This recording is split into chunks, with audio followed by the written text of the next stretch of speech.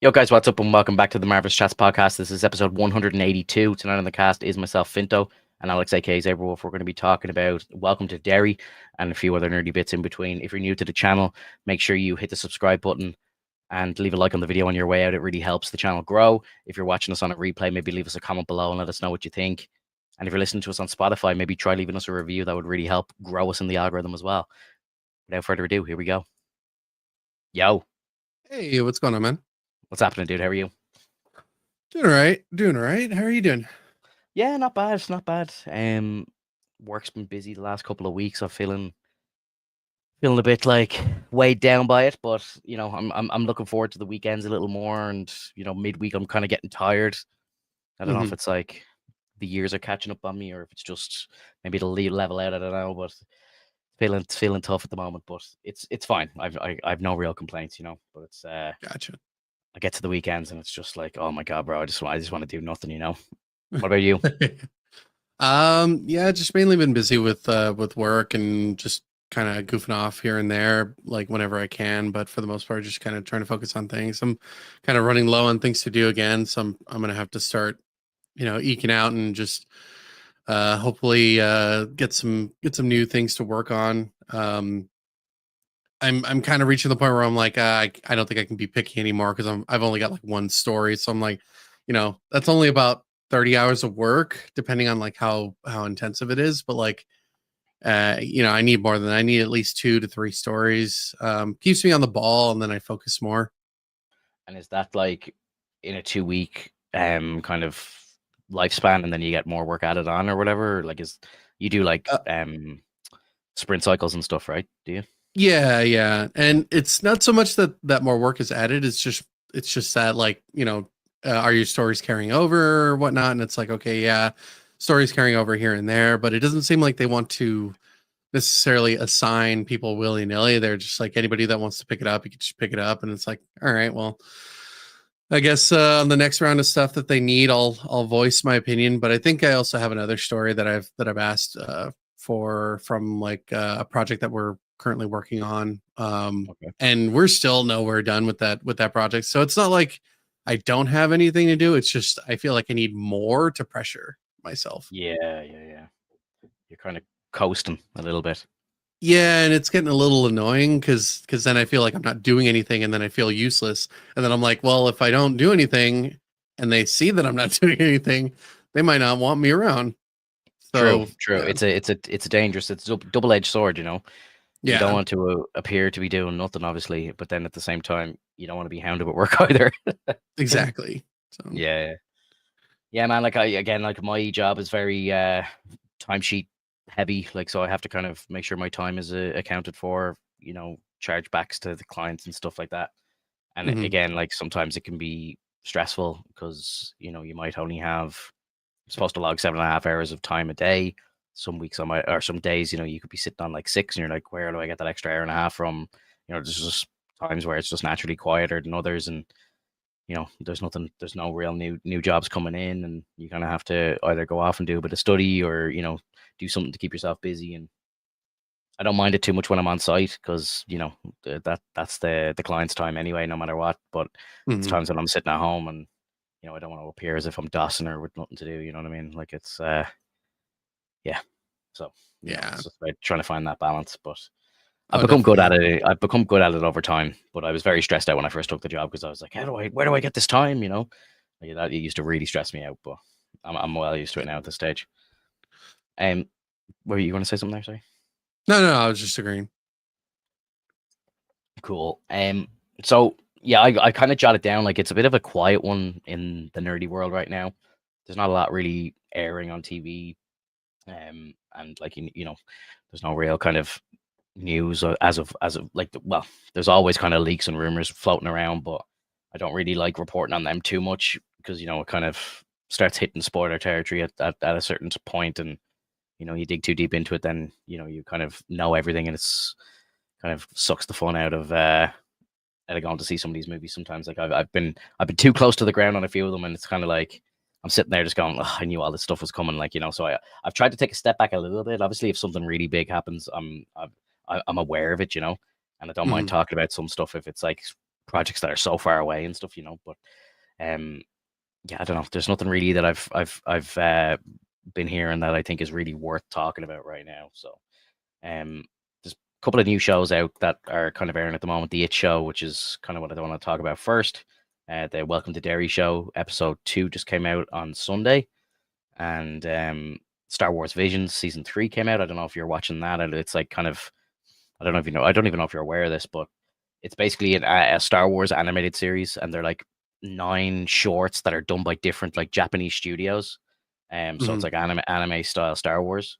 Um, right, it sounds like it's right up your alley. To be fair, I know you're a big anime head, so um, I watched episode 1 of that series. So like, because I think in the very first episode that they aired was about this like kind of Ronin, and it was like this black and white like Ronin story, and I loved that in season 1, and it seems like now they're continuing that storyline in season 3.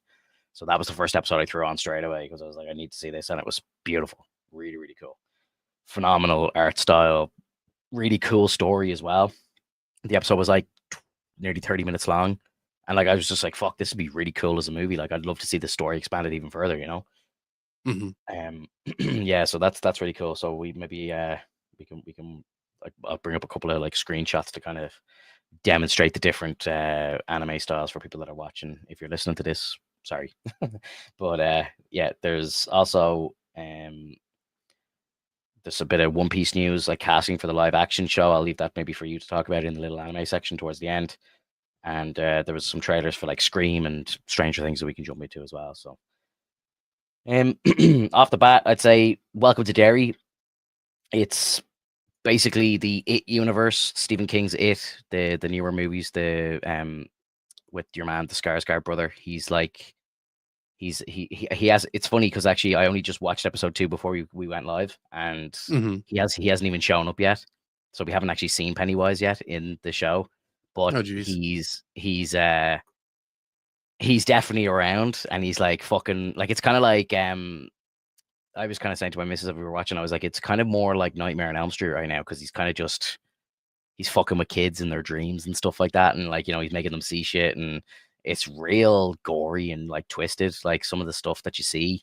Um, like in the first episode, there was like a scene with like a woman giving birth, and she Hmm. like gives birth to this like little demon that has wings and stuff, and it's just real graphic looking, but it's cool as fuck, Um, and then in episode 2, there was like another kind of birth scene as well, where one of the main characters, she's having like a nightmare and she's under her covers, but then she's like trying to like get the covers off her, and the covers are just keep growing and growing, and she can't get out.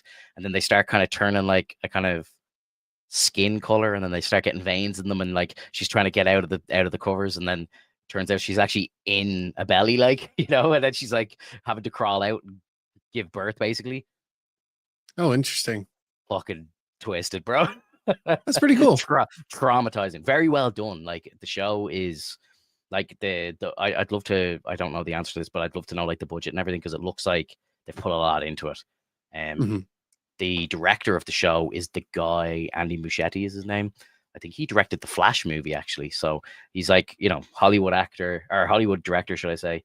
Um, I'm not a big fan of the Flash movie, but he seems to be doing really good work with this.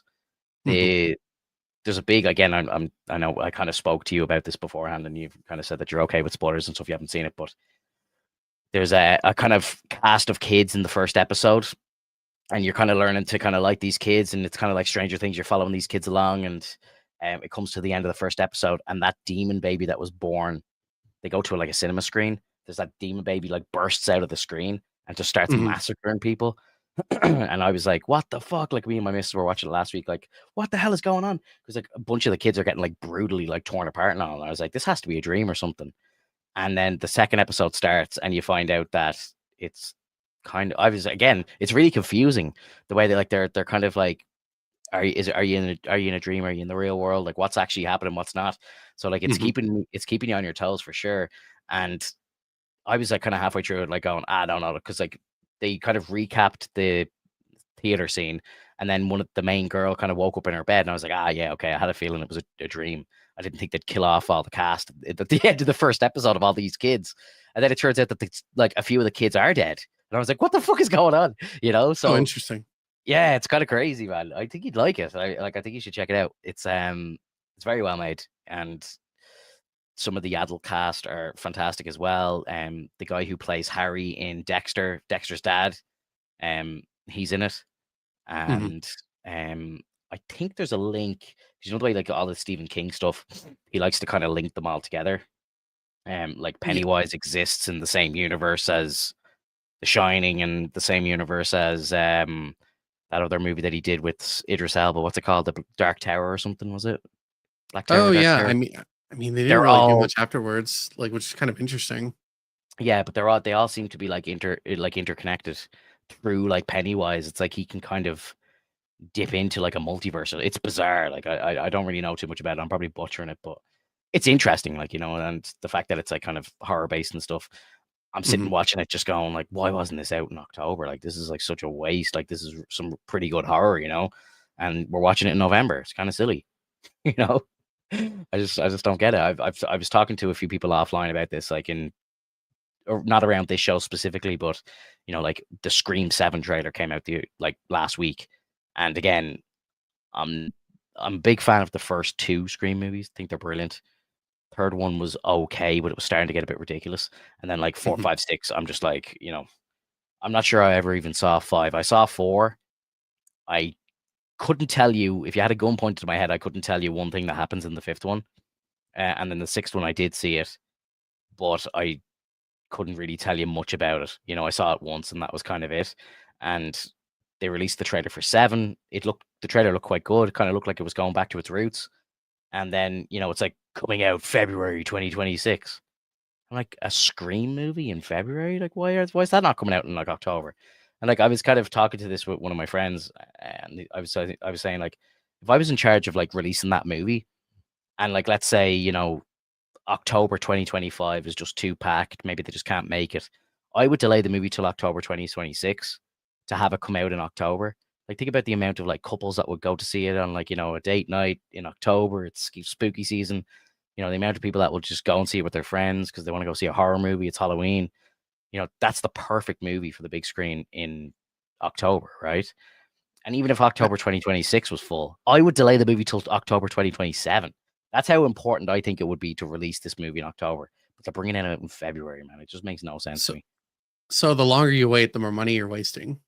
Oh, I understand, but that's the point I'm making. That's how crucial I think it is to release this movie around Halloween. That I would take the loss to actually just release it at the proper time. I think it would do twice the box office if it released in October as opposed to February. Well, why not February? Why not put it close to Valentine's Day? Well, because it's a horror movie. It's Yeah, not but like you a just said like people that are dating will go and go see it like it's a date night movie. Yeah, but what I mean is like everyone's in spooky season. Everyone's in the vibe of watching scary movies. A lot of people don't watch scary movies outside of like Halloween. Like a lot of people aren't big horror fans, but they'll want like a spooky movie around Halloween. So I think it Yeah, would sell more. I mean, I get what you're saying, but they released a Sonic movie on February 14th, and it did spectacular regardless. Sonic can It, release it at any time. It's not the same thing. it's The it point of is it is definitely not a dating movie, but it still was like regarded as one of a really good like set of movies that were released on Valentine's Day. Yeah, yeah. No, Like it did well. Like what I'm trying to get with you on this is like it's still a dating movie. Like, horror movies are still dating movies. You go there, you get scared, you want them to grab your arm, like, oh, like kind of yeah. that tradition kind of stuff. You I know, understand that, but I'm just I, saying to get the peak performance out of the box office, you should try and release this in October. And it's the same with I guess. gaming as well. Like, Phasmophobia released their latest update like today. Was it today? Yesterday? Something like that. I'm like, Mhm. why would you not have like worked harder to release that a week earlier? Release it 2 weeks earlier and have it on the lead up to Halloween and have everybody buzzing around like, all the Twitch streamers, spooky seasons here, let's play horror games. Because it's And then only it's like, it's only 5 or 7 people, dude. Like they don't have a lot to I work know, I with. know, Like, I know. But the point I'm making is like, it's coming. It's not as if Halloween's a surprise. It's not as if the date changes. Do you know what I mean? Like Repo are I'll the be same. I'll I'll be They just coming in February. Yeah, yeah, exactly. It's like what the fuck? Like I play Phasmo around Halloween and that's it. Like I don't play it the rest of the year. I know you're a big fan of the Ah, game, but dude, like I I'm not a big fan, but it's just like that's a game that you could totally play like once in a uh, while. You get a friend to play with you. You're like, hey, you guys want to hunt some ghosts? Like you want to figure some shit out together. Like it's always a fun thing to go through. There's people that play like on the daily. When you limit yourself for per month, like that's kind of hurting you. That's kind of hurting your ability to like go forward and try something new. And I'm not a fan of that. Like that's why I've always said like you always try something new. If something new pops up, give it a shot, see what you think. And if you've tried it, then at least like I can, I could say, confidently like I didn't like it or I really liked it. yeah, When you look at something and you're like, I don't really want to play that because I want to play it maybe like during Halloween or something when I have time, and then Halloween comes around and then you forget about it. I get it. Because I get it. I well, just well, yeah, I'm a different type of gamer to you. And like I no, I think I'm very seasonal when it comes to things, even like movies. Like I'm not gonna watch like I watch a certain set of movies around Christmas time, and they're always mhm. like but they're not. Some of them aren't like per se Christmas movies, but they are to me. So I watch them at that time of the year. And when it's October, me and my missus will watch scary movies, and I play scary games in October. But I would not really naturally gravitate towards scary games outside of that, unless it's something like the new Resident Evil releases in February. I'll play that because it's an event, like that's different. But for me, I don't feel the need to install and play Phasmo. Now, again, if there was a big group of us playing or whatever, and you were like, oh guys, people were like, oh come on, play, it'll be our fourth. I'm not going to be like, actually, guys, I can't. It's not October. I'm not that strict about it. But, for me, I try and plan out my gaming schedules and stuff like that. And then it's like, I try and keep all the horror stuff for spooky season. And then I kind of move on to other stuff. I guess. I I guess I like it's hard for me to understand on that standpoint because I mean I leave things off until they're practically dead until nobody's talking about it, and then maybe jump in, because I get annoyed when people like constantly scream about something. Like when you hear an entire crowd of people just constantly like talking about something and then doing you know doing like little emotes or something like based on the show, any sort of like sayings and whatnot. I don't know shit about it, and it's like, well, you guys are technically like giving small spoilers here and there of things that I don't necessarily understand. It's like hard for me to take that in a bit more, and then I get annoyed and then I leave it alone. So that's what happened to me with Game of Thrones. Hmm. Whereas that that was the big sensation. Everybody was in on it. All like my buddies were all like all about it. They did watch parties. Like they every week that it was available, they did a watch party. And for me, I'm more of a homebody. I really don't want to go out and do shit like that. So Yeah. um, I'll go and hang out with them, but I didn't really watch the show. And then eventually I was like, you know what, I'm gonna go check out the show, and it was really good. But I didn't, I don't think that it's a good idea to limit yourself based upon the season. And even if like one or two people ask you to do something, that should be good enough. It's just all based on the timing. Like I understand more if it's based on like, hey, I can't make it to this because I really want to play this other game, or I have some work to do, or like I'm not really in the mood right now. Like that makes a bit more sense on my end. But I don't know. Like it just I'll watch all the horror movies. Like I'll watch horror movies in Christmas, like during Christmas. Like I'll watch, during February, during March. Like it's always fun to kind of like just branch out and be like, you know what? I didn't really think that this was going to be good, but I'm going to go check it out now. Um, Yeah. and that's kind of the thing is like whenever you bring something up to me, like, Welcome to Derry, I'm not really interested in it, but if you're like, dude, check it out, I'll check it out.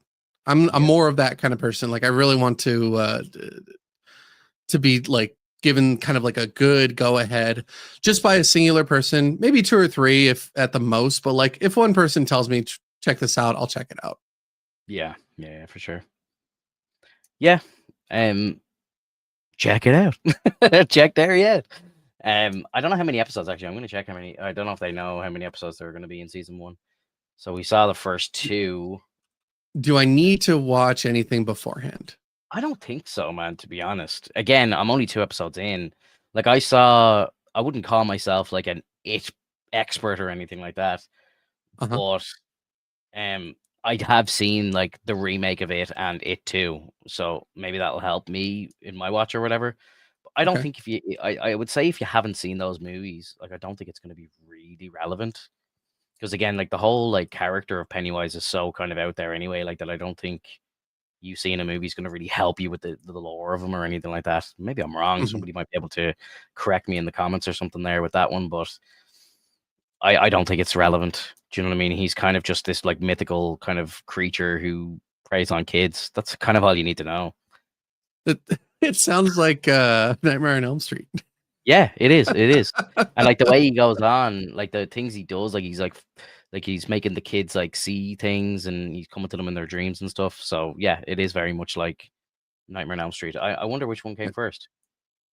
Oh man, I would assume Nightmare, but then again, Well, I I don't think know. because Nightmare because was it kind of a masterpiece back then, right? Like because it came from a book though as well. I'm wondering was the book out first and maybe like, it could have influenced Nightmare, you Nightmare, know? yeah. Yeah. Which that would make more sense considering like it's Nightmare on Elm Street. What like back in the day was like a lot better. Um, because Yeah. the idea behind it, like I watched a little bit of the movie back then, and like I don't recall too much of it, but I know that it was like what's oh my god, I forgot his fucking name. The clown is basically Tim Curry, hmm Yeah. and they legit were doing like just clownish shit. Like he was just in a library and nobody could see him, and the only person that could see him was getting freaked out by the fact that he was just sitting there and making jokes and then having balloons like pop up and then the balloons explode with blood and just freaking him out, and but nobody was reacting to it, which I thought was insane. Like Yeah, that was yeah, a cool moment. yeah. So I'm AI's giving me an answer here. It says Nightmare on Elm Street came out first, released like like in the theater or whatever. That came out in Mhm. 1984. Great film. Um, young Johnny Depp. I think it's a fun fact. I think it's his first film, Nightmare Yep. on Elm Street one.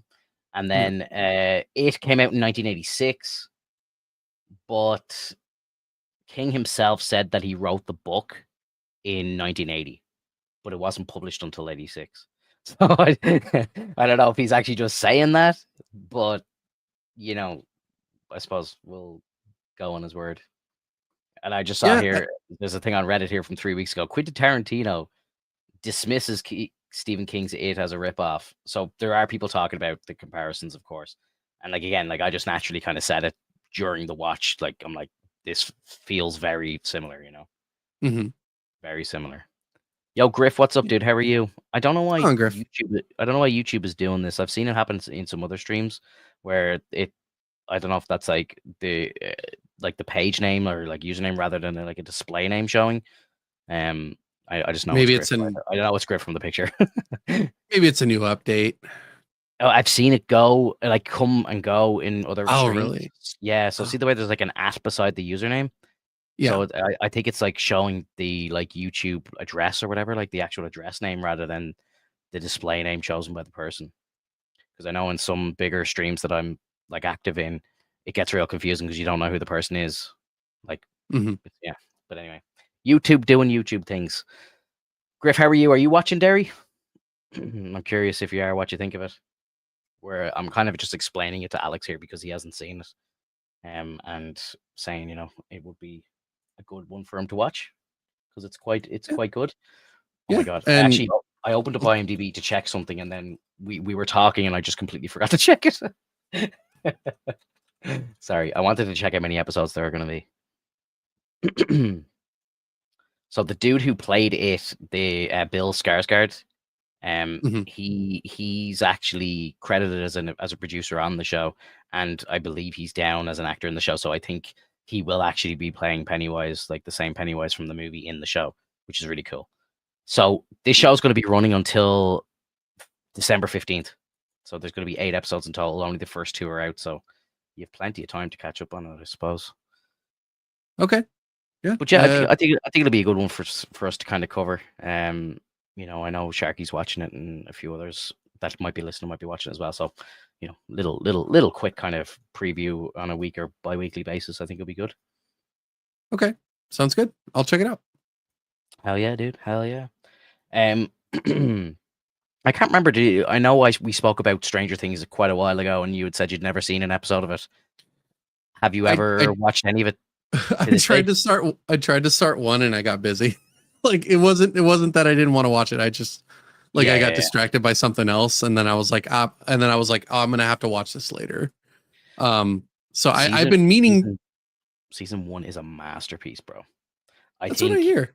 yeah, like it really is. I think I might be a little too late now because I think it's starting next week.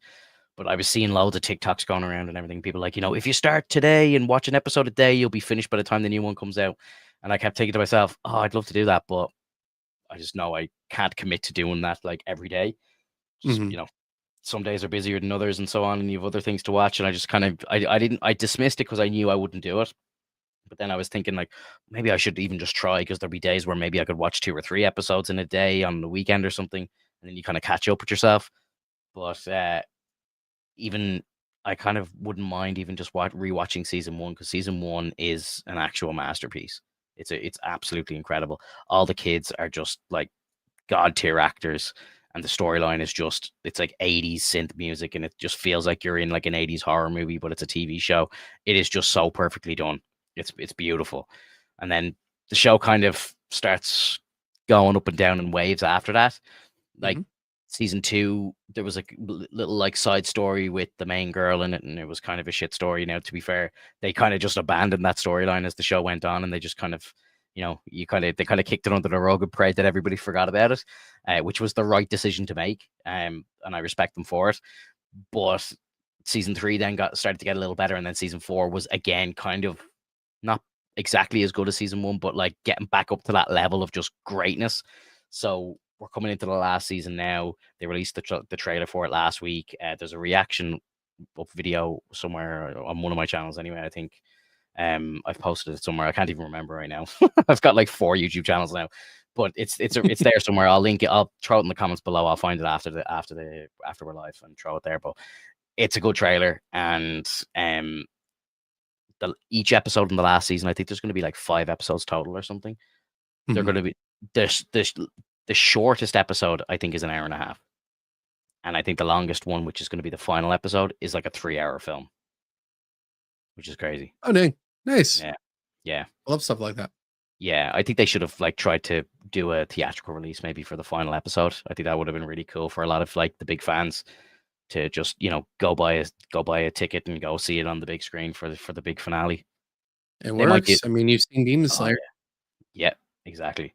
You might see them do that down the line. Maybe I wouldn't be surprised, but I think incorporating like digital, like a streaming show with like theatrical stuff, I think is a really good move. Hmm. Especially with the way Hollywood is right now, a lot of people are gravitating towards streaming and kind of leaving the theater behind. And it would be a good way to kind of try and push people back into the theater. I know we would go anyway. It's not us that needs to be persuaded, but a lot of these people who have abandoned the theater, if you were to say like, guys, you've been with this show for 5 or 6 years now, it's like you want to see the last one, you gotta go to you gotta go to the theater. I think it'd be Yeah, I think it'd be great marketing, and I think it's a great excuse to get people back out there. absolutely. A lot of people seem to have abandoned it, and I understand fully. It's expensive. Um, I wouldn't judge anybody who doesn't go to the cinema anymore. I fully understand. There's a lot of movies that I wish I could just go and see, but it's expensive, and I can't justify them all. Some of them are just, it gets a little overwhelming. It's like, I don't know about you, but there's times where I'm sitting in the theater, and the way you get your previews, you watch your trailers before the movie starts. I'm thinking like, oh, I'd go see that. I'd go see that. I'd watch that. I'd watch that. And I'm like, that's like $300 worth of like cinema going. It's like it just can't be done, which is sad. Because Yeah. like back in the day, like I remember when we were kids or like teenagers in high school, like we'd go to. I remember like before I had a job or anything, like when I was like maybe 13, 14, me and my friends would like during like the summer days when you have no school or anything, we'd like jump on the bus and we'd go to like the mall and go to the cinema, I'm using all the American words for you, so you understand. But Irish people listening to me are probably like, "Why is he saying mall?" And all. But I'm letting it flow for the Americans, right? I know who's listening to this. So yeah, we'd go there, and my mom would give me like $10 or €10, and she'd be like, here's your money, go to the cinema, and go hang out with your friends, and then come back later or whatever, come back for dinner. And that €10 would get me my bus fare to there, would get me like a ticket to a show and Mhm. food and my bus fare home for €10. And now €10 wouldn't even buy you the seat, wouldn't even get you your seat. So it's like it's crazy how far it's come and how different it is for kids of this generation. Like, and we used to, you know, like I think it used to be like €3 for a ticket to a movie, like during the day, like it's like a blockbuster showing of a movie, like Transformers One or whatever, the first Transformers. You'd go see that and you'd pay like €3 for your ticket, and like you might even go see two or three movies in that day because you've got nothing to do like during the summer, like. So y- Mhm. there was times where we just spend all day like just kind of screen hopping as we call it, and we just be bouncing around all the different screens, going to see a bunch of the different movies because be so many cool movies to see. And bro, different times. Different times. Yeah, it's sad. But yeah, I don't know. Um yeah, so sorry, just to wrap up on Derry for the moment. I'm definitely going to be watching the show, and I'll kind of speak about it on this cast, whether you watch it or not. And if you want to live through the show through me, that's fine. But yeah, I'll definitely be kind of reviewing it each time we sit down. Um, Okay. Slightly just to move into a bit of game and stuff because we're all gamers here, and I stream on Twitch and everything. There's a game out at the moment called Dispatch. Some people might be watching my playthrough of it that are listening to this, maybe you're not.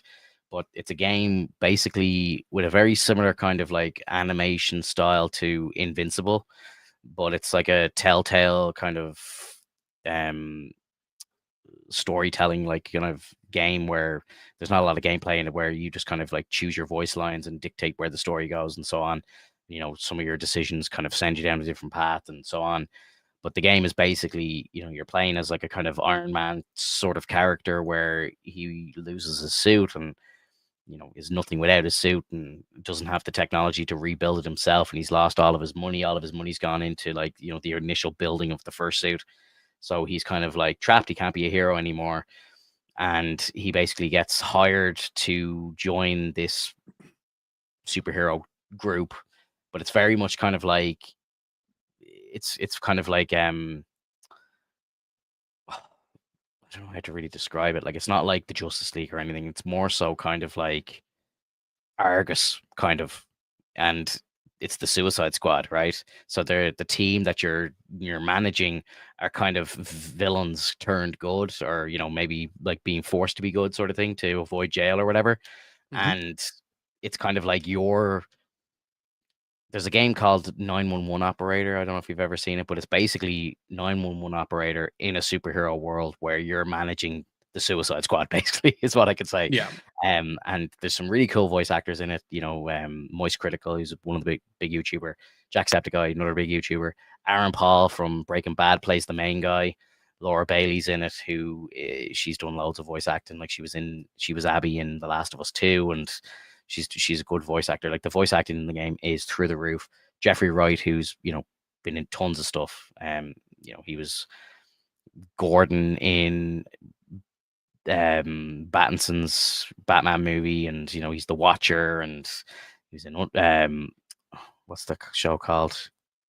Uh, Westworld, and he's done tons of stuff. He was in Mhm. the live action. He was in the live action Last of Us as well, and yeah, he's done tons of stuff. Phenomenal actor, but he does some of the best voice acting I think I've ever seen in a game or heard in a game, and he's just so funny. Like he has me actually in tears laughing throughout the entire gameplay, but it's phenomenal. Really, really good.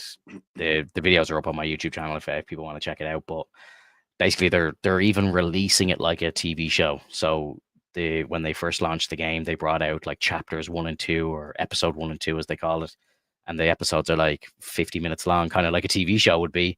And you're kind of going through the show, and then you hit the credits, and it's like they show you like the averages of like some of the big choices that people made. Like so, it's like you choose to go left, in the story, and they're like, you and 65% of people chose this, and it's cool to see the statistics and see what people choose to do, and then it comes into like the next episode after the credits roll and stuff like that, and it's like it's like you're watching a TV show. It's really really cool, Nice. I like really that. really cool. Yeah, no, it's very clever. It's very like entertaining, and like even you can do like a cinematic view of it or gameplay of it, or you could do like an interactive one where like you have to kind of through some of the cutscenes you've got to like timed press buttons and drag and drop things and all that sort of thing, or you can kind of just put it on a cinematic and just sit back and enjoy the show sort of thing. So I think on the second playthrough that I do of it, because I want to a lot of there's like some big choices in the game. Like Mm. for one, you're stuck in a kind of love triangle with two women, and like obviously in one playthrough, I'm going to go with one of them, and the other I'm going to go on the other, and see how the big story changes. And then there's another there's two heroes on the team, and you have to choose one of them to let go. And I actually really liked both of the characters, so I didn't want to pick. And one of them was Moist Critical's character, and he's like really good character in the game. And I was like, I don't want him to go, but there was another character, a female character, I didn't want her to go either. So I literally just let the timer run out because I wanted to see what would happen, and I let the game choose for me, and the game chose Moist Critical's character to leave the team. I'm like, Mhm. fuck. I was like, I didn't want him to go. So now if I do a second playthrough, I'm going to have to play it the other way around, Yeah. um, and then you kind of pick someone's replacement, and that kind of is another big um decision that you make. You're picking either this like superhero guy, or it's like this little intern dude who has like the power that he calls himself Water Boy, and his powers are just like he just excretes water everywhere. So like he's real awkward, this like real skinny awkward kid, like, but he's really funny as well. But like he'll just be like puking water all over the place, and they kind of have him as a janitor cleaning the offices and stuff, and he's just like puking water on people's desks, wiping it up and all. He's disgusting, but it's just brilliant, man. Like the story's phenomenal. Highly, highly recommend it to anybody listening. Like it's really, really good. But the new episodes I think just launched today, and I don't play them today obviously because we do this, but I'll be Mhm. I it's the I'm looking forward to Thursdays for the next couple of weeks. Like it's my day of the week that I look forward to the most, because it's like, yes, dispatch, the next episodes are out, so I'll be playing them tomorrow over on the channel, and then I think next week is the last two, and I'm praying that they kind of ended on a bit of a cliffhanger, and then it's like season one over, and then they'll come back and play season two after. I'm praying that happens, because I don't want this to end. It's one of those ones that I dread for it to end. So yeah, it's fucking epic. Oh Um, yeah, dude. yeah, it's so good, man. Keeping on the little bit of gaming as well. For anyone who may be interested, there's a Fortnite update out at the moment, which is, again, I've been playing Fortnite pretty much since the beginning of the battle royale. I think I was like maybe 3 months late to it or something like that, but it's been out since 2017, and I've been pretty much playing it this entire time. They did a Simpsons update, and they basically brought out a brand new map. They completely changed the graphic style, so it's like in the Simpsons style cartoon. So it genuinely Mhm. feels like you're playing in Springfield, and you can drive around in Homer's car, and it's like you're playing the old hit and run game and stuff. Like it's fucking crazy. I gotta say, just like massive, massive bow to Epic Games. Like they absolutely killed it with this game, with this update. And it's just so impressive because again, they've been doing updates all the time for like the last 8 years, and they just keep it creative, and they're keeping people coming back, and keeping a game fresh that's 8 years old is very impressive.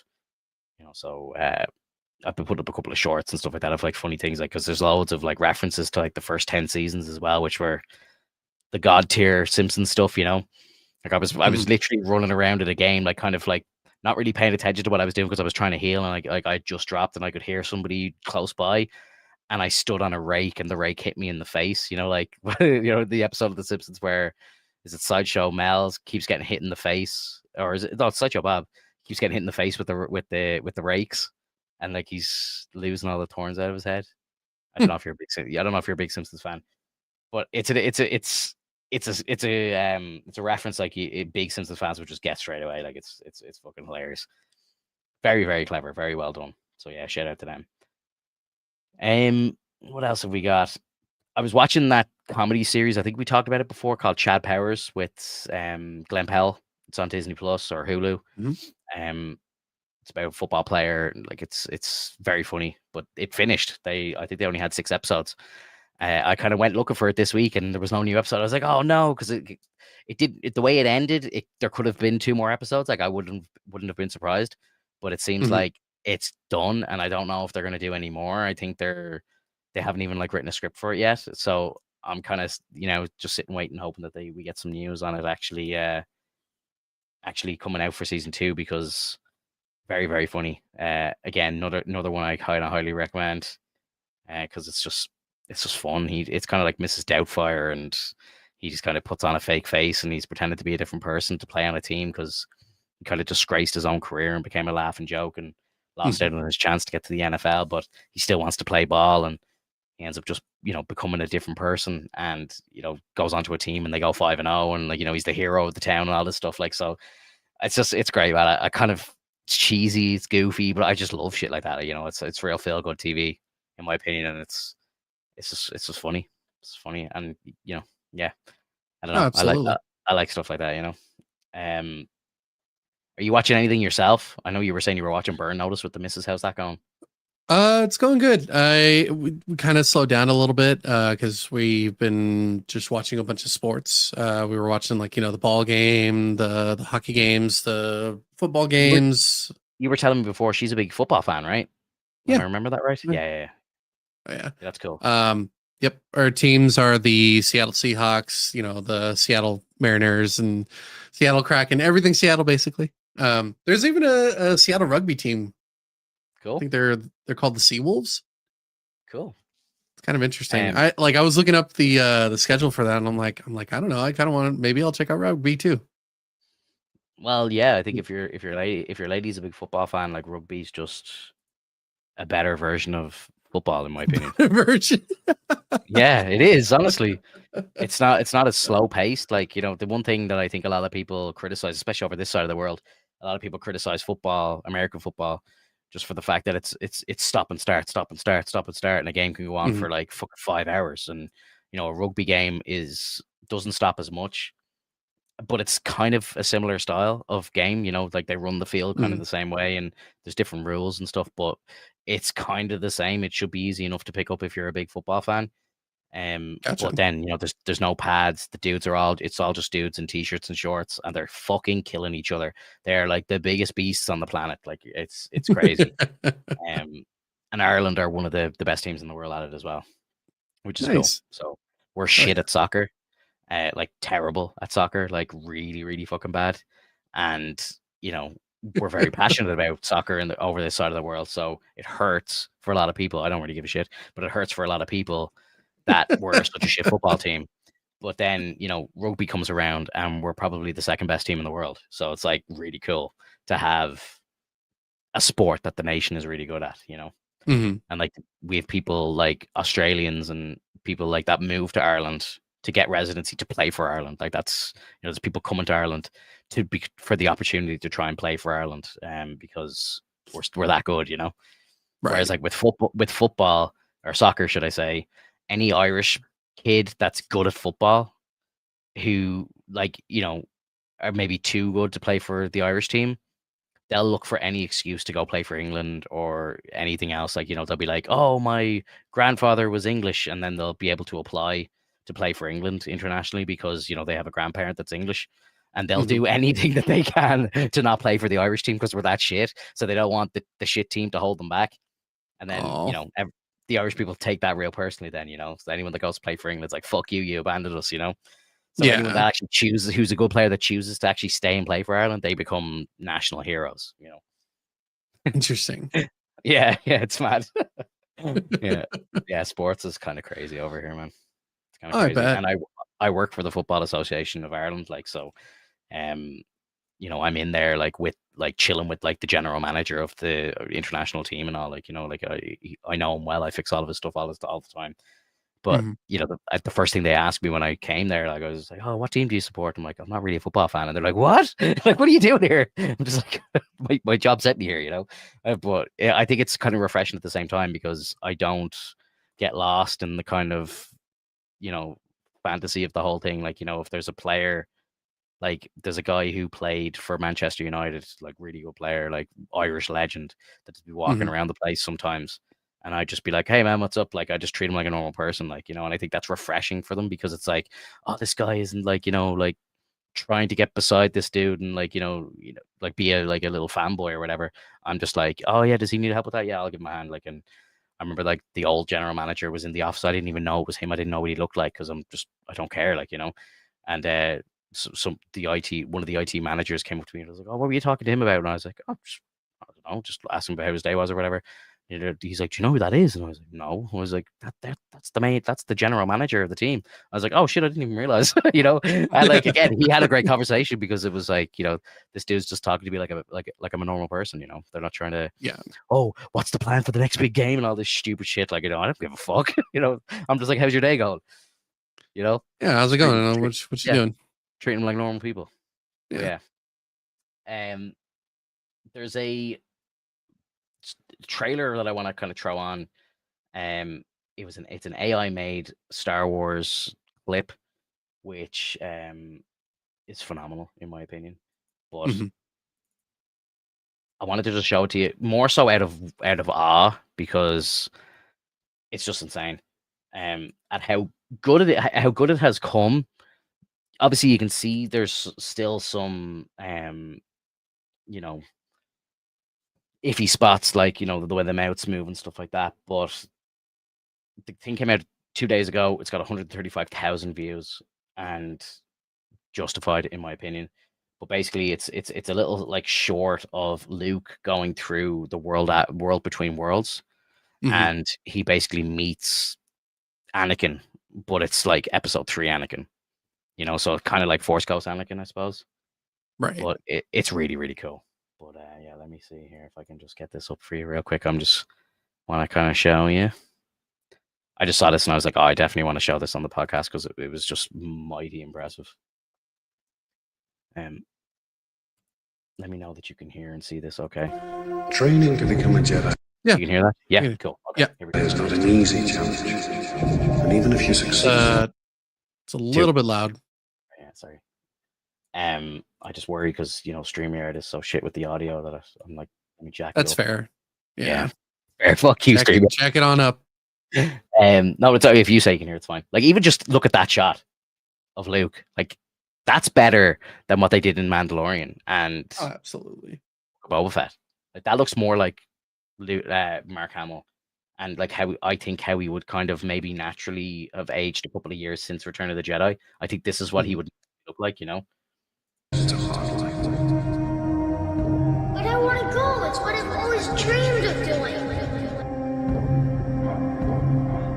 From my point of view, the Jedi are evil.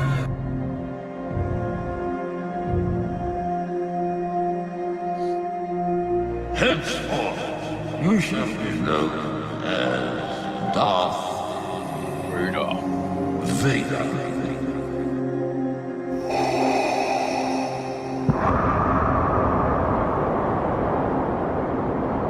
Now, this is the future, man. And don't look back. Don't look back.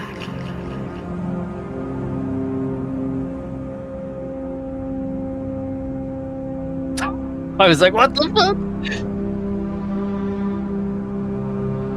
Seeing the two lads beside each other is wild to me. Like, this was the day I left everything behind to become a Jedi. Anakin's mouth fucking in the scene, but it gets better. Qui-Gon believed I was meant for more than slavery. My mother, eventually she believed it. Bro, imagine this in 10 years' time, is what I'm saying. Like, it's like, even now, look at the face that he's making and everything. Like, this looks real. It's crazy. And like, even the hair, everything about it, like, it looks all so real.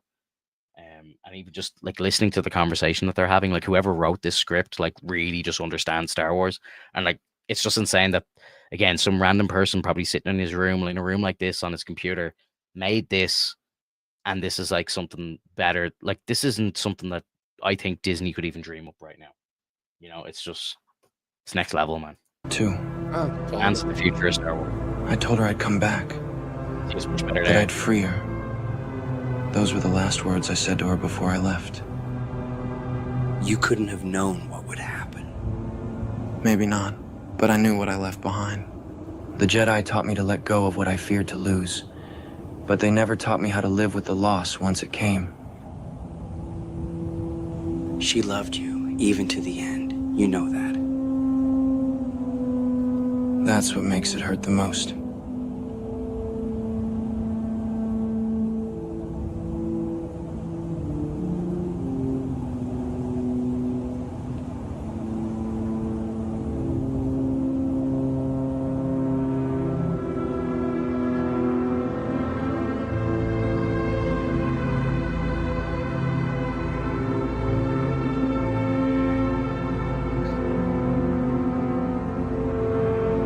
I had a dream of her, calling to me in pain. When I came to help, it was already too late. It wasn't your fault. I had another dream of your mother, Padme, dying in childbirth. I couldn't bear to lose her too. What happened to her? Let's not talk about that. I tried to stop it. Then I let myself believe his lies.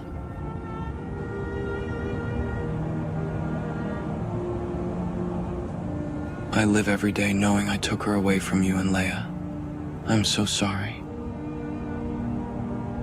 You found your way back.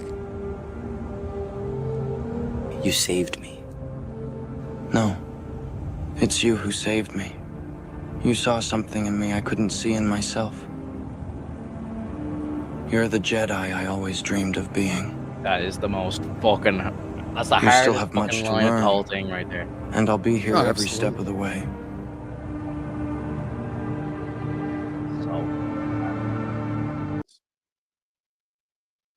That's cool. So cool, man. Like the fact that again some random fan made that is just so crazy. It's so impressive. And yeah, like it's just, you know, you can see that some of the voice lines are they feel a little flat and they feel a tiny bit unnatural, but it's still amazing. Still amazing. Like, and just Oh, to yeah. imagine where that's going to be in 1 year, 2 years, 3 years, it's crazy. Really is. Yo, Dan, what's up, dude? How are you? You were napping. No need to apologize, bro. It's all good. Glad to see you No, here. he should apologize. Should be up and ready to go and sitting Yeah, with us and hanging set an out. alarm. Every notification needs to be on. How dare you? Exactly. Yeah, man. I saw that yesterday and it blew me away. Like I just couldn't believe how amazing it was, and just to because I think, you know, there's going to be so many projects in the future. Again, take like your favorite franchise, whatever it might be, Hmm. and there's always so many like what ifs. Like, you know, oh, what if this happened? Like, what if that happened? You know, I wish I could see these two after this movie or whatever. You know, and I just think it's gonna get to a stage where anybody's going to be able to just throw prompts into AI and create whatever they want. Like, I think they're starting to do that now. There's like an AI kind of like streaming service where fans are making their own content. And maybe legislation's probably going to put a big stop to this, but you know they'll always find ways around it. You know, like with torrents and all that sort of stuff. Like there's always going to be ways around it. But I think that will be the future of a lot of things like this, where you know they'll just be able to remake the entire Clone Wars, but do it in live action, looking like that, but way better. Like that could be an option. You know what I mean? You could turn Mhm. you could turn every episode of One Piece into like a live action that is better than the Netflix show by yourself. You know, and just release it. You know, like I don't know if it's going to get to this stage, but like you could literally just put a prompt in, like, you know, recreate episode 1 of One Piece in live action, word for word, Mhm. frame for frame, but just make it real. And I'm sure they'll be able to do that. Like that is like truly terrifying to think about Could be that. really But cool. I think that's where it's going. I really do. I think it'll be at that stage, and it's I don't know if it's going to be a thing where, like, obviously that's going to change everything. You know, like how we like absorb media. I think is going to change in that sense, because you know, why would we sit back if it's possible to make something like that, like what we just watched, into like a full feature movie? Like imagine that's like the next step after Return of the Jedi.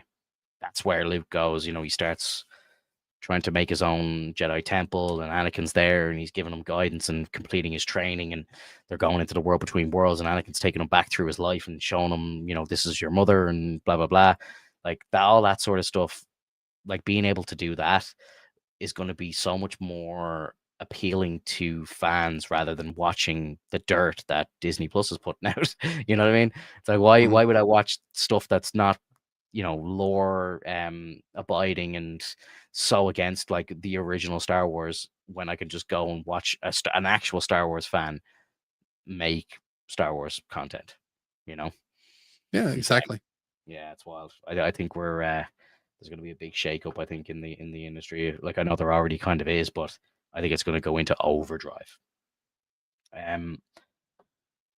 Kind of unless you have anything else to bring up, I was going to say there was some, and maybe you can take this part because it's One Piece related and that's your jam. But there was an announcement of 1 or 2 castings for the season 3 of the live action. Um, the Yeah. dude, what's his name? Zolo is his name Zolo, who played Blue Beetle, and he's in Cobra Kai. He's being cast as Luffy's brother, right? Zolo Madwenya, I think that's Yeah. how you pronounce it. Yeah. Yep. He's a good actor. yeah. He's stretching. Sorry. He's getting ready to go, guys. I've just been like, I'm flipping it around. He's going to the driver's body's a little seat, sore. Zolo Madwenya, I think he's Blue Beetle. I don't know if you guys have ever watched Blue Beetle. I thought the movie was great. I think it was kind of placed at the wrong place at the wrong time. I think that it didn't get as much marketing as it should have. Maybe they were thinking that it was going to be a bit of a flop, but I honestly thought that it was pretty damn good. Seeing the main character. The reason why that movie failed, just to say very quickly, is just because it came out after the announcement of the death of the DCU and the DCU takeover and everything. Like, so just caught in that scramble of, James Gunn's taking over and he's going to reshape it and reboot it. And here's the DCU. Because there was a time when that movie was said to be the first project of the DCU because James Gunn was like, I like the movie and it kind of transfers over. But then it kind of came out, didn't perform, and he probably just went, actually, no, forget it. And the reason why it didn't perform was because they announced it. Like, I'll be forever pissed off about this, man. Forever pissed off. They should have left those final movies come out, and then once they're said and done, then announce, sorry guys, we're rebranding. It's, new management is coming in. We're gonna reboot. Don't fucking announce it when there's 2 or 3 movies left on the slate, and you've just announced Henry Cavill's return as Superman. And now you're saying, actually, no, we're going to reboot. Sorry. That whole situation could not have been handled any worse. Sorry. Go on. Anyway, back to One Piece. Sorry. No, you're good. You're good. No, I think it's a pretty decent pick. He's definitely got the hair for it. I think they're trying to do looks like him, pretty close, yeah. I would say he kind of fits the description. It's really hard to get all the characters looking exactly the same. I mean, if you look at the season 2 casting, when you see like Miss Valentine, Mr. 5, Mr. 9, Mr. 3, like they did a really good job of picking the different cast members to look like the characters. So hopefully they can also act like the characters. It's going to be kind of interesting seeing Jazara Jaslyn trying to laugh as much as Miss Valentine did, or Cameron Johnson like being Mr. 5, like being as straight-minded as possible and like very stoic. But David Desmalkin, I think is how you say his name. He's playing Mr. 3. That's a big fucking shoe to fill. Like playing Galdino is huge. If it comes out pretty well for season 2, then I'd be interested to see how that plays going forward, because Mr. 3 isn't just a minor character.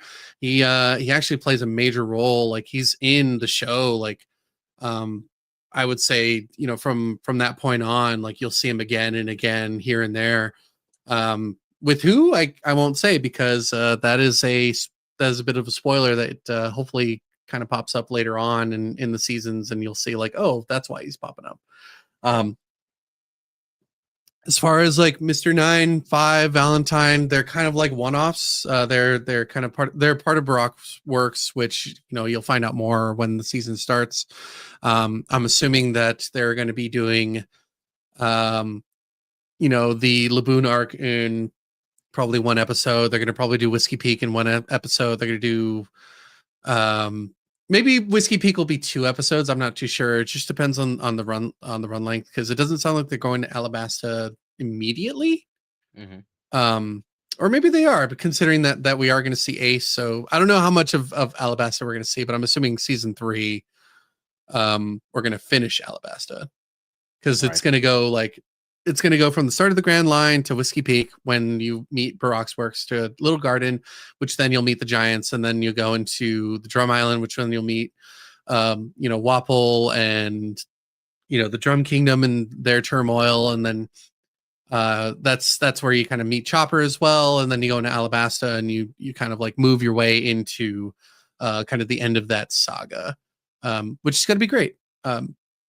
And it'll be interesting to see like Zola playing Ace. I'm hoping that he kind of encapsulates the embodiment of Ace and like who he represents and how he fits into the scene. I don't want to say too much because I don't remember if in season 1 they mentioned him at all. Because if they didn't, I then didn't know he had a brother at all. So and that's the thing, is you shouldn't know he has a brother. Like you Fuck's sake. like So they've ruined that just with the casting announcement. no, you don't. Oh. You shouldn't know that he's his brother. He's a completely different name. Okay. Monkey D. Luffy, Portgas D. Ace. Like it's 2 completely different names. Like, but they are brothers. Yeah. Okay. And that's the problem that Yeah, I hate. That's the one thing I hate about when they cast. They tend to like spill out every little thing, and that kind of gets rid of some of the magic for like this whole One Piece series. Is that a lot of the shit that you're supposed to go through, you're not supposed to know until the point that they show up. Yeah. So I mean, I'm pretty sure you'll still enjoy it, but it was just an interesting situation. Like the first time I remember like, Ace showing up and basically Luffy's like, "Hey, that's my brother." And they're like, "The fuck, that's your," like the whole crew's like, "That's your brother? What the fuck?" And so like, it's this whole spiel of like, "Oh, that's cool. Like you're taking care of my little brother basically." And then you go along the trip, and then eventually he takes off and he's like, "Just take care of him, and if you need anything, just here's this thing, I'm going to give this to you, and you'll I don't want to spoil too much, but Yeah. Well, when did the first season come out? Was that 2 years ago? I can't remember now. Like the first live action season. it feels like it's been 2 years. I would assume so. I don't recall like how much longer it took. I know that production didn't happen immediately. So maybe 2 years max. They're talking about season 3, right? So it's like, like what we're talking about now won't actually happen for probably another 2 years, if not more, right? Like, so 2023 is the first date, yeah. So it's 2 years basically. Sorry, let me see when episode 1 aired. August 2023. So over 2 years. Over 2 years ago. It's definitely going to be interesting how much they rush through these arcs though. Yeah. Because it's a lot of people when they say like, "Oh, One Piece is too long," or One Piece pacing is abysmal or horrible, and then I take people through the One Piece journey. I watch with them, and a lot of the times they don't even care. They're like the pacing wasn't bad. It's just it's just daunting when you see over 1,000 episodes, I suppose, if you're coming in late. But as long as it's good, you're not going to feel that. You're just going to keep going. Yeah, that's how I felt about Supernatural. Exactly. Yeah. So like it's just based on like, well, just get on it, just start it, just do what you can to watch a bit of it, and if it starts clawing into you, then obviously you're going to start watching more of it. But you have to start it to like even give an opinion of it. But this is a good alternative. I see that the season 2 episode 1 airs on the 10th of March 2026, and they've got the name of the episode up and everything. It's called The Beginning and the End. I don't know if that means anything to you. The beginning of the end, like for episode 1? Season 2 episode 1 is called The Beginning and the End. Probably because they're going to be in Rogue Town, and shit happens in there, and I can't really say much because it's Yeah. very much like everything I say will really be a spoiler. Ruin some. So. Yeah, no, that's fair enough. Dan says you could binge that in a weekend or two, sure. I 1,000 mean, episodes. like to be completely fair, you like there's another hiatus going on right now.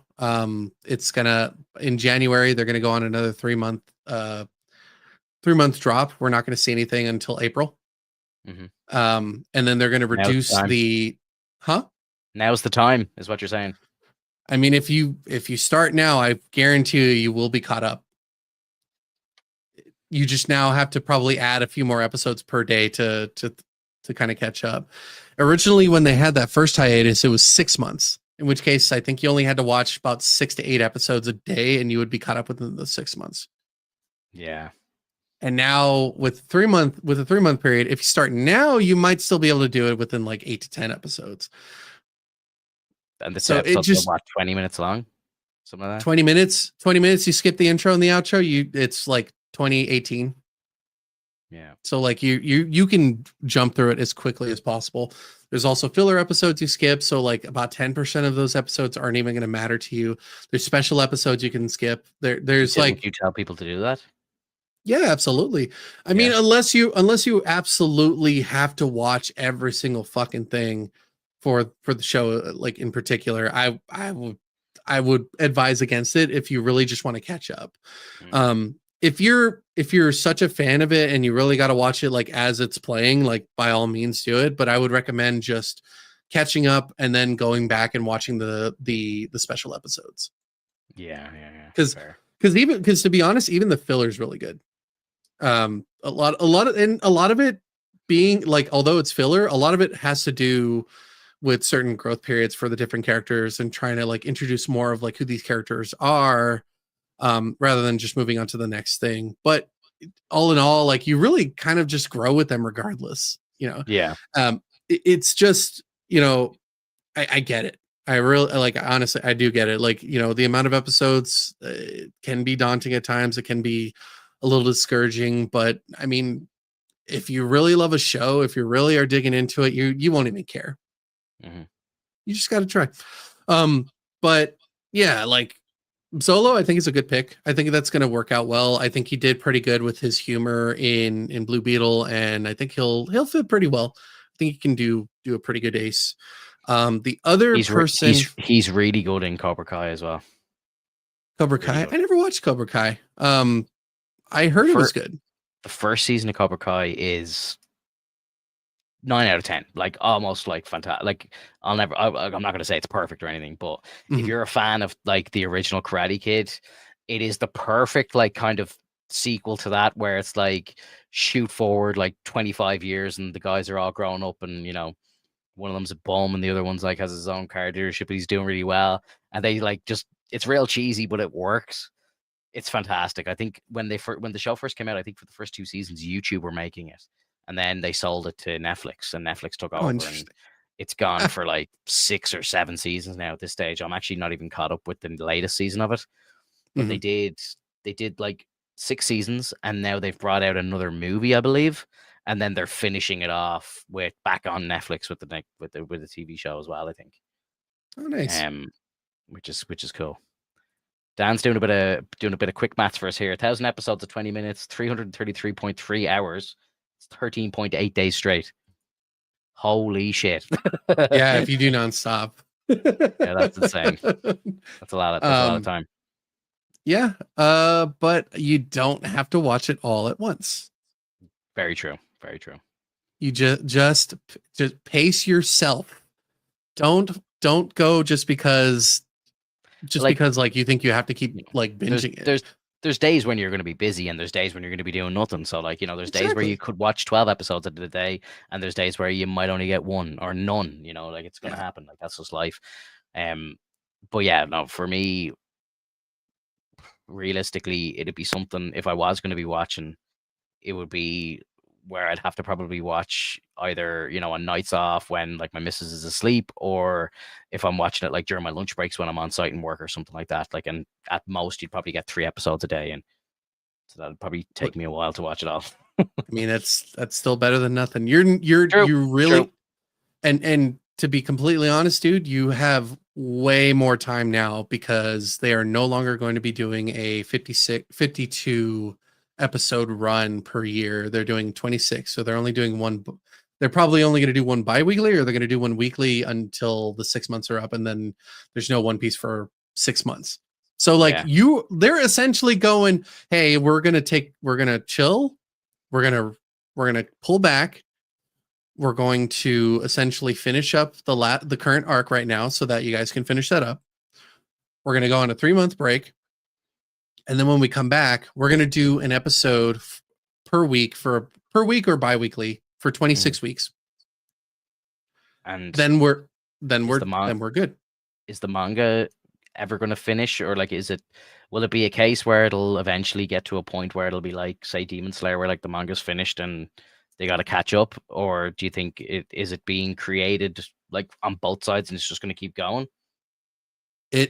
So the anime is like practically caught up. I know. I remember you telling me this. Yeah.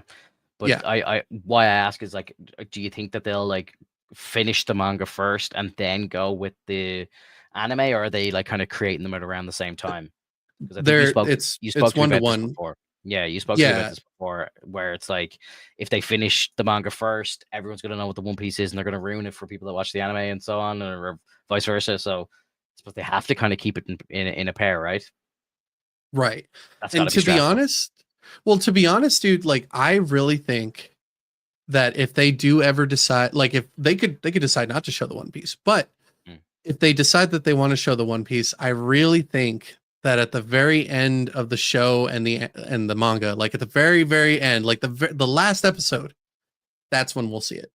Yeah. And then I'm pretty sure that will be like, basically we're going to release the show and the manga at the same time because like that's the only way you got to do it. Like there's no other way to do it otherwise. Yeah. Yeah. It'd be so it'd be so mind blowing if everybody had to wait. Yeah. Like it'd be so fucking cool. Because you'd get dickheads that will post it on socials and they'd be all over TikTok spoiling it and everything. So yeah, you can't really do that after especially after this much of a commitment. You couldn't do that to people.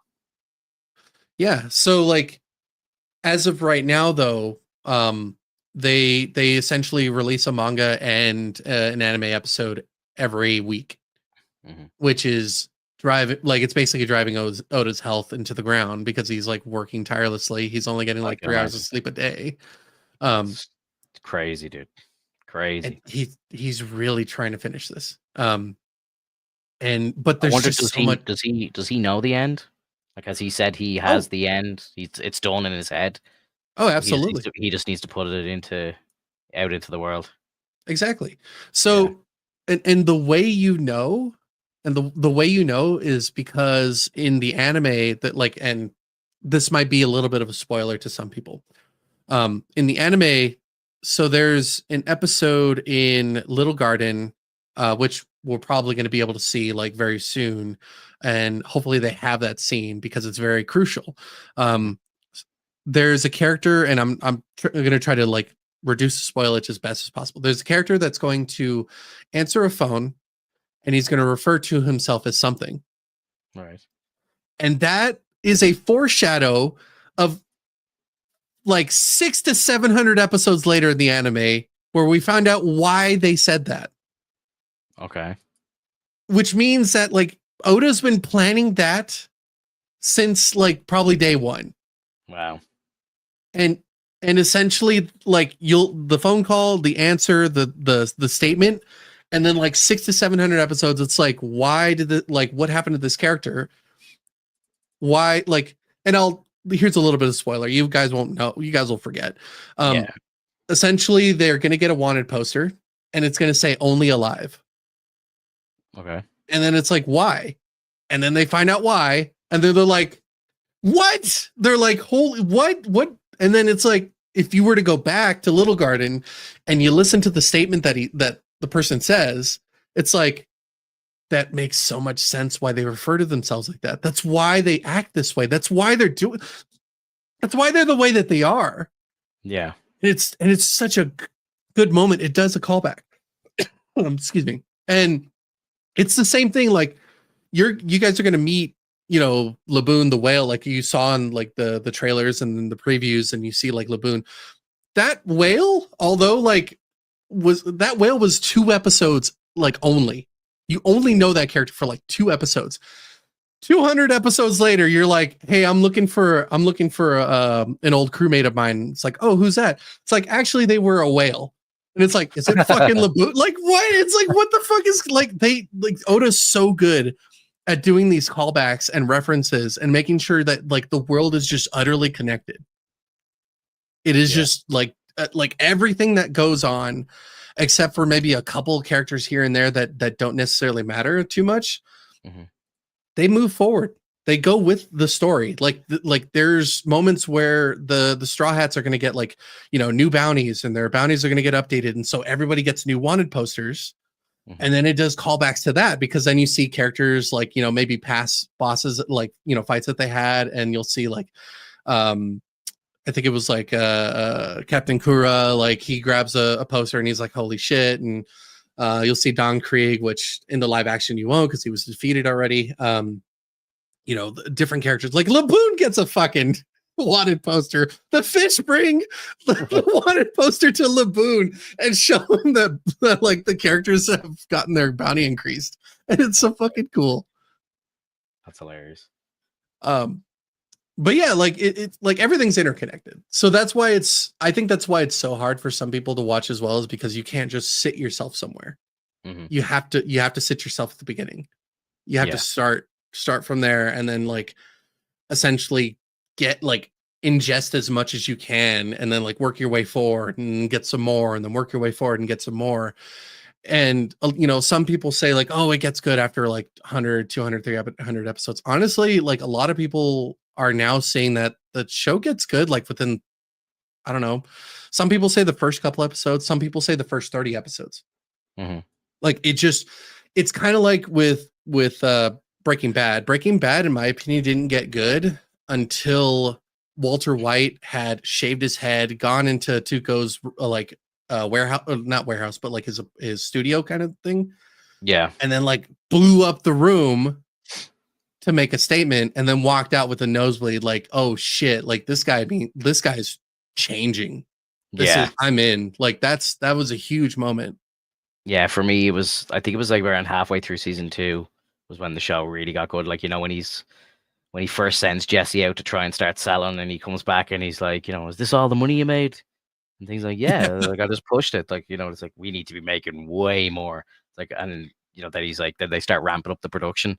That for me is when the show just I went, oh shit, this is like crazy. But yeah, like look, season 1 of the show obviously is good as well, but it's just, it's not it's not as good as it does get. Like the show just keeps continually getting better and better as the show goes on. It's right. One of those beautiful shows that does. Not a lot of shows do that. That's right. And I think that like a lot of people, in my opinion, there's very few shows that a lot of people will say like, oh, it's great from the get-go. Mm-hmm. Very, very few. It essentially needs like a shock value to get people dug in. Yeah. And in this case, like I would say in One Piece, probably in the first 30 episodes, like once you get to the certain point where you've seen it too, like in the live action, when Nami is essentially like asking for help to defeat Arlong. Mm-hmm. In the anime, like a lot of people say that they dug in as soon as they saw that moment in the anime, like because they really softened it up, in my opinion, when it came to the live action. She's just kind of like mad and she's like angry. She looks at her arm and whatnot. In the anime, she's literally stabbing her arm to try to get rid of the tattoo that Arlong put on her. Yeah, I saw. I think you showed me that scene before. And it's so fucking powerful because it's just that moment of, Luffy coming by, and Nami's like, Nami's like, you don't know what I'm going through, do you? It's like, no. It's like, you don't know anything that's happening right now, right? And it's like, no. It's like, you don't really care about like what's happened to me before, right? And he's like, no. And she's like, then get the fuck away from me. Like, get out of here. Like, I don't need you. Like, this is ridiculous. Like, and then eventually she starts crying, blood's like dripping from her arm, and then she turns around and she's like, Luffy, help me. Like, and she finally relents and gives him that. And it works so well, because then Luffy will like puts his straw hat on her head. And when you watch the anime, you find out that like the straw hat is such an important thing to Luffy that he doesn't let anybody wear it. Yeah. And he put it on Nami's head. He takes a few steps away from her and shouts like, of course I will. And then you see the rest of the crew is sitting there waiting for Luffy to say, let's go. And then they fucking go. And then it's like, I am fucking like, this is my crew now. Like, I'm in. I love this shit. And it's just so powerful, like when you get to that moment. And we get some of that in the live action, which like I appreciate some of that here and there, but it is so fast that it doesn't give, like, in my opinion, it doesn't give you enough time to really appreciate a lot of the things that are extensively seen, like the anguish that you see from Nami, the reason why she has to go through all this shit, and the reason why she even like hung out with them in the first place. And it's like a complete, it's day and night, dude. Like, but at the least, I'm very happy that we get to have a live action that people can enjoy, because then people might go, you know what, I'm going to try the anime. And then I think that's kind of what helped blow up One Piece even further, because then a lot of people go, okay, I watched the live action, I thought it was good. I went to watch the anime. Holy shit, that was amazing. Yeah. And it's like, yeah, it's really hard to beat the source material. Facts. Yeah. But to get back to the live action, there's one more character that was announced for season 3, and that was Cola Scola. Now, I don't know this person that well. Like, I'm not familiar with this actor, but he is essentially from what I've read, and I could be wrong, like I need to do some more research on this, but he is a non-binary actor. Right. Which thinking about it now, I shouldn't say he, I should say they. Right? Like, I think that's their pronouns for non-binary. I don't know, but I will work on that. But they are essentially like a really good actor in terms of like playing as a different type of character, like whether they want to be male, female, or they're cross-dressing and whatnot. And I've seen some clips of this character, and they do really well. I was saying, you know what? Okay, if this person is playing Bon Clay, I'll give them the approval for that, because holy shit, It fits the character. They like fit the bill. Anime. Yeah. Yeah, cool. they fit That's all the that bill. matters. That's all that matters. I'm in. This is gonna be fun. Cool. That's great. Because it's interesting to say. A lot of people will say, like I would say, like, if you're asking for a favorite character, of course, my favorite character of all time is going to be Zoro, because of everything that goes through between him, between the crew, with Luffy. I think it works well. And hopefully they kind of like improve upon that over the seasons in the live action. Because he's not just a one-dimensional character. He's not always serious.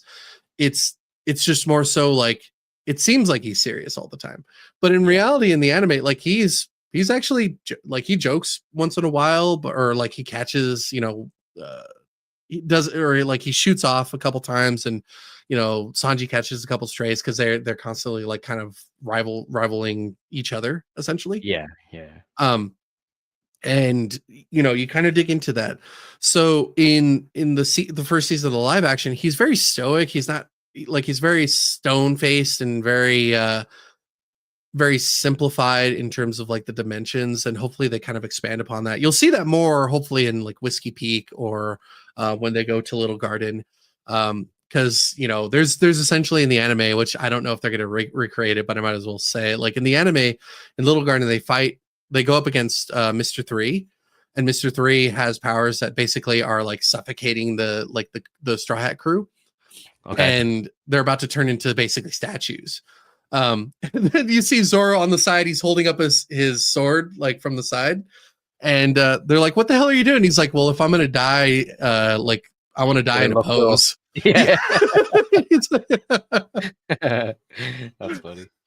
That's really cool. Because So I've seen some clips of him in the anime, and then like obviously seeing the live action, like that was a good casting as well. I think he, he did a great job. oh, great. Yeah, definitely. And I who's think the he other did. guy? Good. Sanji, is it? Sanji, yeah. I can't remember He's cool.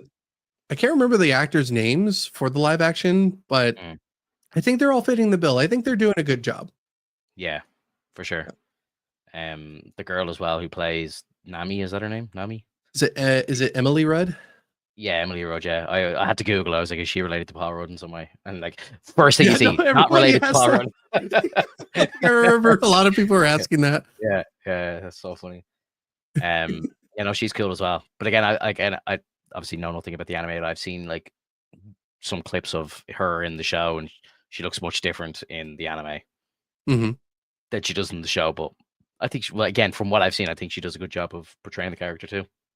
And obviously, Absolutely. the dude who plays Luffy, like, I think he's brilliant in live action. Like, I think he does a really He good job. he fits the bill for like the excitement, the happiness, and like kind of the naivety. Hmm. So I think it works well. And then I think Oda and I can't remember the voice actor for Luffy's like Japanese voice actor, but they both like loved him. And Yeah, Inaki Godoy like went extensively to learn Japanese just to be able to talk to them normally. that's great. Yeah, I love that, man. Yeah. That's the passion that you need to have to make projects like this work. Like, you know, you can tell, you can really tell when care and like dedication is going into stuff like this, because it Mhm. shows on the screen, it shows on the page, you know. So yeah, I'm big into it. Big into it. Same here. Do you have anything else you want to talk about, or is that it for the week? Um, yeah, like I guess in other terms of anime news, we're gonna be getting um the next season of Jujutsu Kaisen coming through. I don't remember if it's during this year, like at the end, or if it's at the beginning of the year next year. But they're going to be doing a special watch of probably the last part of the Shibuya incident, and then reaching into probably the first couple episodes of the Culling game, which I think is going to be really fun. And then for anybody that's caught up on Chainsaw Man, the Rezark came out, which was just put into a movie because the arc is so short. It's much like Mugen Train with Demon Slayer. Mhm. Highly recommend that if you haven't watched Chainsaw Man yet. It's literally only like 12 episodes, and then you can watch the How is movie. the movie performing? Oh, the movie is spectacular. It was number one in the box office for quite a while. Like We're in different it's just times, brother. That's it's doing twice this year. Twice this year, Japanese anime is taking over the box office. Like, that's insane. it's a juggernaut, man. It's a sleeping giant. It's been down for so long, and then they finally got, you know, recognition once Demon Slayer started taking off, once One Piece started taking off, because they, you know, it's gold. It's just hidden gold. Like a lot of the times, you know, people don't know about some of these animes, and then it finally comes over to the West, and then it becomes a huge hit. It's like Monster Hunter. Yeah. Monster Hunter was like very much a niche in the West and highly respected in the East. And so when it finally came over to the West, then it was like, holy shit, okay, well, now we're doing Monster Hunter World, and then now we have Monster Hunter Wilds, which I think Wilds is still respected, but I think World was just such a big hit that it just kind of brought that forward. Yeah. Um, I'm looking here on IMDb, 8.6 for the movie as a rating, and it's Mhm. done 141 million globally. And the doesn't say what the budget was. I think the budget was 18 million. That's so crazy, dude. They reclaimed that in like the first weekend in the US alone.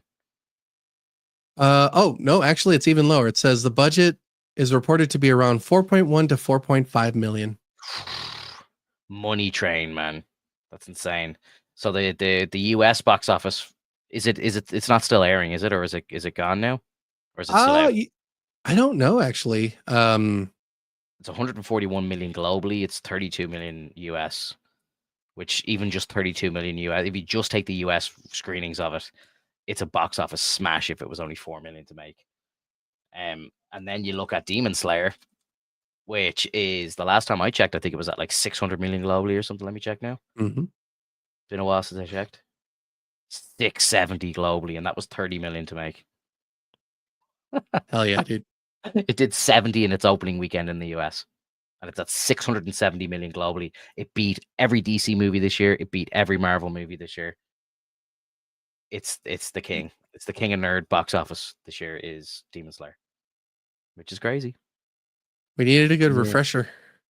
It's look, it's there's nothing wrong with the fandoms getting kind of thrown on their head every once in a while. Kind of keeps people honest.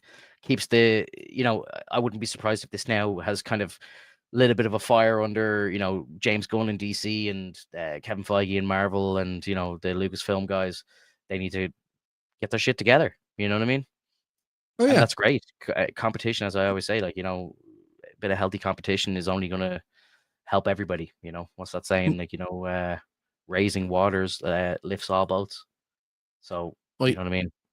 you know that it's definitely going to cause an uproar in terms of like Disney as well. Like there's been some memes popping around that's like Disney finally announces new anime. They're Yeah. gonna have their own stuff popping up pretty soon. Oh, do you know what they'll do? They'll re-release Avatar again. That's what they always do. Anytime something happens, it's like, let's just re-release Avatar again, or let's just we'll bring out The Lion King again. They just bring the classics back. There was a big thing that Endgame and Infinity War were getting really close to becoming number one in the total box office ever, and then they just went and re-released Avatar again. Now it's funny because it's all under the same umbrella now, so they're really just fighting themselves. But I don't know if it's James Cameron, like, guys, I got to stay on top. You got to re-release it. But I genuinely think because again, what's really impressive, I think Avatar's had officially 3 cinematic releases for that film, and it's number 1. But Endgame is not that far behind it, and it's only had 1 release. So if they were to do, next year after, if they did like an Infinity War and Endgame like re-release, and like maybe did like a double barrel like release and showed the 2 of them back to back, I'd say they'd easily do another billion on top, and the 2 of those movies would become the top grossing movies of all time.